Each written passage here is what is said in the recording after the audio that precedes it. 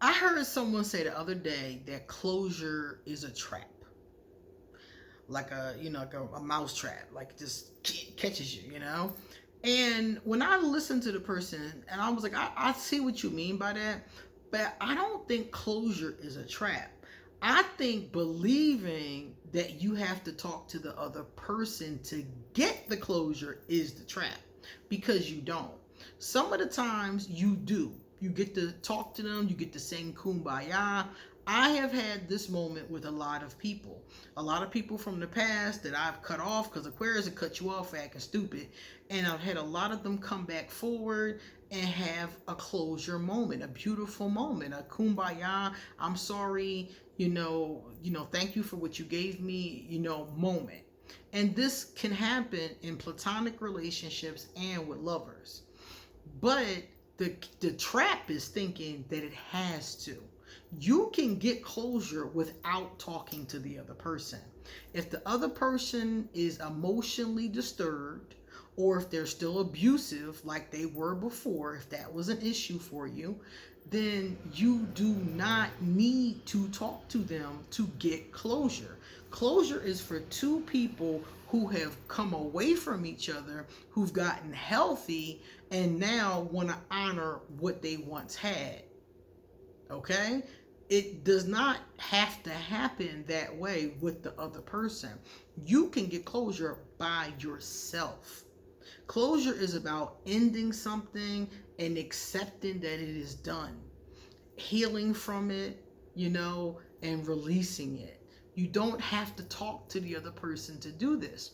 And in our culture, we think that you do, and it's great when it can happen, but emotionally disturbed people, narcissists, abusers, those kinds of people use that to drag you back into their abuse. I went through this with Voldemort time and time and time and time again. So I finally realized you're only safe when you stay away from this person. So the closure is in the distance, not in coming back, together. That doesn't work. That's just that person and this individual pulling me back into a toxic cycle. Okay? So a person has to be healthy. You both do, for you to be able to really get closure. You at least have to be at a healthy place for you both to get closure. If one of y'all is emotionally disturbed and one of you is in a healthy place, it's not going to work. Okay? So, I have 10 tips for closure that you do not need the other person. So I'm going to do the introduction, and then I'm going to tell you all about them so you won't get caught in somebody else's toxic cycle. I am Queen Osset Haru, and thank you for joining me for another wonderful edition of Ask an Aquarius. If you haven't already, please hit the red subscribe button and smack the bell. Also, there's a join button right next to that one. Hit that button and please join and become a channel member. If you like this video, give it a thumbs up, pass it on to anybody and everybody, and please drop us a positive comment in the comment section. If you would like to get a reading done, please hit me up. All of my information for social media, for Patreon, if you want to become a patron, all of that is underneath this video. My Amazon wish list is underneath this video. My PayPal is underneath this video, and a bunch of other great stuff is underneath this video. So check it out when you get done. So let's get into our 10 tips for closure. Number 1. The first one says acknowledge. Oh, I got this list from the millennial therapist, Sarah Kuborik. You guys know I love her. So let me give her credit up front because this is her list, but I'm going to talk about it.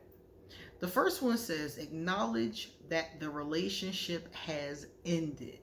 So you need to acknowledge in yourself that the relationship has ended. You don't need the other person for that. This could be very simple. This could be something as simple as writing about it in your journal. I've been in this relationship, things have come to an end. That could be very simple. You could write a letter to the person saying goodbye, and then instead of mailing them the letter, burning the letter and setting the ashes out the window after they've cooled, of course. don't want to start no fires. So what is this? This is a ritual. This is actually a releasing ritual. So you're letting go of the relationship in a very energetic kind of way. Okay? So neither one of these do you need the other person. Recognize the good. You can sit and talk to a friend. You can sit and write about it. Write about or talk about the good things you got from the relationship. Even a bad relationship, you got some good things out of it. I often talk about my awful relationship with Voldemort, but I also talk about all of the good things that came about because of that awful relationship. That awful relationship made me say, I don't want any more awful relationships. You ever have a relationship that's so bad that you be like, I am never doing that shit ever again? That was that relationship.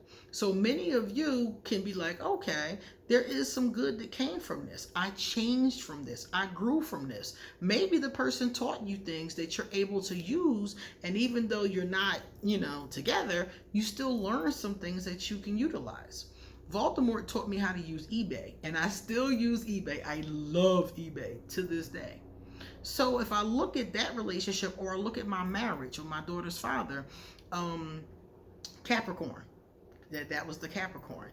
I can look back and be like, I really grew as a person during that relationship. I grew up, because I had to be independent because he really wasn't holding his end of the partnership. So it made me stronger and more independent. My relationship with the Taurus taught me more about self-love, because I wouldn't have even got with her if I had been focusing on that. But once I got in it, I was like, oh, this is a self-love life lesson. So those are the good things. And there could have been many other good things that came about. One of my Aquarius that I used to be in a relationship with bought me my first car and taught me how to drive. So not a lot of good things came from that relationship, but I knew how to drive when it was over. So you can recognize the good. Identify the wounds and pain. It's really important to identify these things because you have to go through a process of healing. So you need to know, what are you healing? What are the wounds? What is the pain? What hurts? If you finish a relationship and you have hurt, it's really important to identify what the pain is and how it was created so that you can heal it and not create or get those types of wounds inflicted upon you again, if you're lucky and you're able to recognize them later. So this is really important as well. Reconstruct the future without the person. You probably thought about the future together. If you have a real relationship, a marriage, or you really were seeing each other, a lot of us talk about the future, what we're going to buy, where we're going to go, where we're going to move, and you and that person might have sat and just, fantasized and tried to manifest for hours and hours the kind of car you wanted to buy, or what your kids were going to look like and what you were going to name them. Me and my first love, we had names for our child. We never had a child though, but we already had the names. Me and my husband, which was a totally different person, wanted 5 kids, and we had named them all. Okay, so we had this future that never came to fruition. So in your case, when you have this go on, it's smart to reconstruct the future. Okay, well, what am I going to do now? Where do I want to live now? Is it the same place? Do I want to go somewhere else? Are the memories going to be too much for me if I do go to that place? You have to reconstruct now what your version of the future is by yourself. Establish who you are. A lot of us lose ourselves in relationships, especially if you're with a clingy person like a Cancer or like a Scorpio can be sometimes. And anybody can be clingy, but those are the first 2 that came to my mind because I dealt with issues of cling with those vibrations.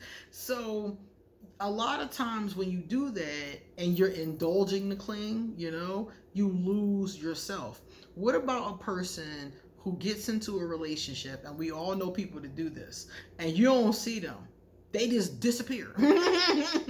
They're gone, they're out, they just disappear. You don't see them for months at a time. This person more than likely will need to reestablish who they are if they break up with that person, because they've forgotten. I was talking to somebody the other day and I said, what do you love to do? And she said, I don't remember. It had been so long that she had been in a relationship that she forgot what brought her soul joy, because for so long it was focusing on her significant other. Identify what you learned. So we talked about the good things that came out. So what did you learn from this situation? Self-love is a big one. A lot of people learn from their relationships. You might have learned how to do real estate from this person, or you might have learned music from this person. You could have learned a number of different things from this person. My mother had a really bad relationship, but he taught her about home repairs, remodeling, decor, things like that. So my mother was able to by herself remodel her entire house. And she had somebody come and do the big parts, but for the most part, the painting and spackling and all kind of, she put stucco stones on the wall and all that kind of stuff, she was able to do herself because she was in a relationship with somebody who did it for a profession. So even though it was an awful relationship for us all, at least she did get some skills from it. Release the what ifs. We always say, a lot of us, when a relationship ends, what if I had done this differently? What if I had said this? What if we had went here? What if I had said yes to counseling? What if we had had more children? All those kinds of what ifs. Would these things have changed the outcome? And the bottom line is that maybe yes, maybe no, but it's over. And you've already acknowledged that it's over. So it's time to end with the what ifs. It's over. Whatever you did not do at this point, unless y'all going to rekindle, you might as well let it go out the window. Forgive yourself, if applicable. Now, in many situations, you will need to forgive yourself, even if you didn't do anything wrong. You might have been with an abusive, evil, nasty, negative person, but you may feel the need to forgive yourself for staying in that situation. I had to do that with the situation with Voldemort. I had to forgive myself for staying in the situation. I had to forgive myself for dealing with somebody who was so emotionally disturbed. I told you guys often, I would ask myself, what is wrong with you? I had to forgive myself. So for some of us, we do need to forgive ourselves for even putting ourselves in that situation. Some of us have to forgive ourselves for decisions that we did or didn't make in the relationship. Maybe you were enabling this person and you have to forgive yourself because you enabling them made the situation and maybe even that person worse. Maybe you didn't see it at the time. So a lot of times we do need to forgive ourselves as well as the other person, but a lot of people they'll notice they need to forgive the other person, but they might not always notice that you are paramount. You gotta forgive yourself or you'll carry that shame, blame, and guilt for the rest of your life. And it's not worth it. Allow space and time to mourn. A lot of people, they jump right back on the horse. They start dating again, or they just jump right on. Allow yourself time to mourn. You have just, ended something that was obviously very important to you. And crying is not a bad thing. I believe strongly in crying. Crying is wonderful to release all that pent up hurt. So as it says here, allow yourself that time, months, a year, 2 years, whatever it takes to get that energy out before you just try to move on.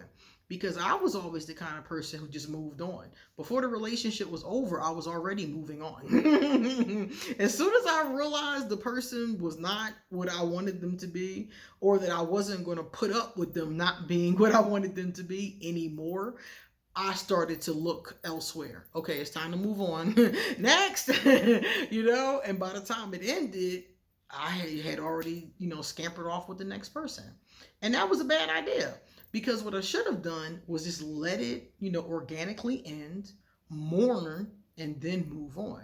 Instead, I kept moving on quickly, so I had to mourn all of those relationships at the same time. When I had that break, I had an emotional break, and I had to mourn them all. I don't recommend it. Don't recommend it at all.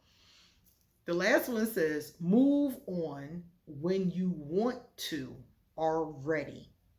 Don't let anybody tell you, oh, you should be over this. This was 6 months ago. You should already have moved on. Don't let anybody tell you that. You move on when you're ready to move on.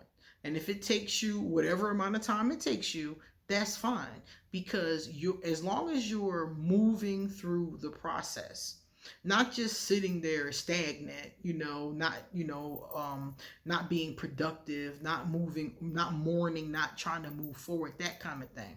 But if it takes you a long time to go through your process, just take your time. It is not a race. The only thing that is important is not to become stagnant, because some people tell me they're healing, and I'm like, no, you not. It's been 16 years. You not healing. You not even working on it. So that's the only thing I can say is don't become the kind of person who says they're working on it and is not. Really work on it. And if it takes a long time and you're seriously, honestly working on it, that's fine. The only time it's a problem is when you're not working on it. It's not going to get better if you don't work on it. So 16, 17, 18, 20 years later, you're still telling me you're healing, but you're really not working on it. And that's not good. That's not going to work. All right, guys, we have our closure. So tell me if you have any to add to this list. Maybe you might have some that Sarah missed. But I like these. All the ones that I read to you are ones I definitely agree. I'm like, yeah, I'm feeling all of these. Now we're going to read some positive comments. The first positive comment is from Truth Exposed. Truth Exposed said, hell no. Okay. I'm Aquarius and anyone's control is a deal breaker. Oh, yeah, hell no. I've been in situations my whole life where someone was trying to control me, all the way back to birth. Okay. And as soon as I was old enough and strong enough, I was bucking against, fighting against control. I don't mind help. I do take help. I'm not hyper independent. I will take help, but I do not like control. That's the deal breaker right there.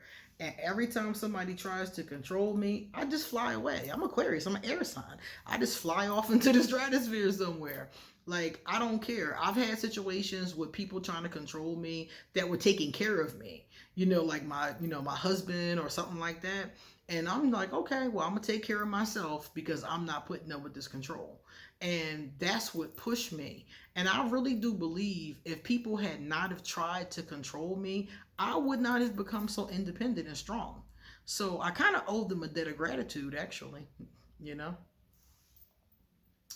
Laces and Lashes Gang. Okay, what's up? Laces and Lashes Gang said, my Aquarius has been coming back for 18 years now. When I change my number or moved, he finds a way to keep coming back, no matter what I say. It's annoying AF. I need somebody to tell me how to get rid of him for good, because at this point, my soul is sick and tired of being sick and tired. Well, you know something? You're not sick and tired of being sick and tired. And you know how I know that? Because you keep letting him come back. When I got sick and tired of Voldemort, I was like, you're not coming back, bitch. Okay? And I was like, and that was the end of that. You're not sick and tired because you keep allowing him to come back. And Aquarius is always going to come back. A person that wants to drain you, it sounds like, is always going to keep coming back as long as you let them. Let me tell you a quick story about a woman I used to date. There was this woman I used to see. I did not like her very much. I found her to be stupid, to be quite honest with you. I thought she was an airhead. That could or could not be true. I don't know. I don't know if I was just being mean or if that just wasn't the case. I don't know, but I found her not to be very intelligent. And it wasn't like academics, because I don't care about that. It was just things that she would do that I would be like, why would you even do that? She would do stuff that lacked logic just in her life and then try to explain it to me like I'm stupid. You know? I could not stand this woman. I did not like her. I had a distaste for her. But she had really good sex. And she always bought me things to eat. So whenever I wanted good sex or food, I would call her. I talked to her not very kindly, not kindly at all. I'm disgusted myself at how I talk to this person. And whenever I wanted something, I would hit her up. And then she would come over. We would do what we did. She'd bring me something to eat. And I'd be like, all right, well, I got to go to bed. You got to go. And I just put her out. Or, she would text me. I wouldn't respond to her until I wanted something. This went on for 2 years. And do you know why it stopped? Because she told me, fuck you. Okay? And I was like, how dare you, But she did. She told me, F you, I'm not going to keep doing this. I can tell you don't like me. You're not feeling me. And you're using me for what you can get from me. And she didn't exactly say it like that, but she, hinted around it when she cussed me out. And I was just like, okay. And what did I do? I stopped hitting her up. I never hit her up again. And one time I did. About a little bit later, I tested the waters because I was like, did she really mean what she said? Let me see. And I emailed her and she responded and said hi. And that was it. And I knew she was done with me, because any other time she would have been like, oh, what you doing? You want to hang out? She was always eager to hang out. And she didn't say nothing. She was just like, hi, I'm fine. And that was the end of the conversation. So I never hit her up again. And that was like 16 years ago. And I never hit her up again, because I knew at that moment she was tired of my shit and she wasn't going to keep putting up with it. So if you keep letting him come back, you're reinforcing the idea in his mind that you're going to keep taking his shit. Period. That's what that says to a person, male or female. It says, I'm going to put up with your crap. You can treat me any kind of way and I'm not going to do anything about it. So when you do get sick and tired, that's when you'll stop. And he won't come back after that. And even if he does try to come back after that, because, I've had people do that to me, I just kept the door closed. They knocked on it and I just didn't open it. That's all. Eventually, they stop knocking and they go knock somewhere else because they realize you're not opening the door. Okay? So think about that. I don't know where you're at with this, because you left this comment a while ago, but when I saw it, I was like, I really need to make sure that she understands this. Okay? All right, guys. Time for us to get going. You come back soon because I got a lot more to say. See you later.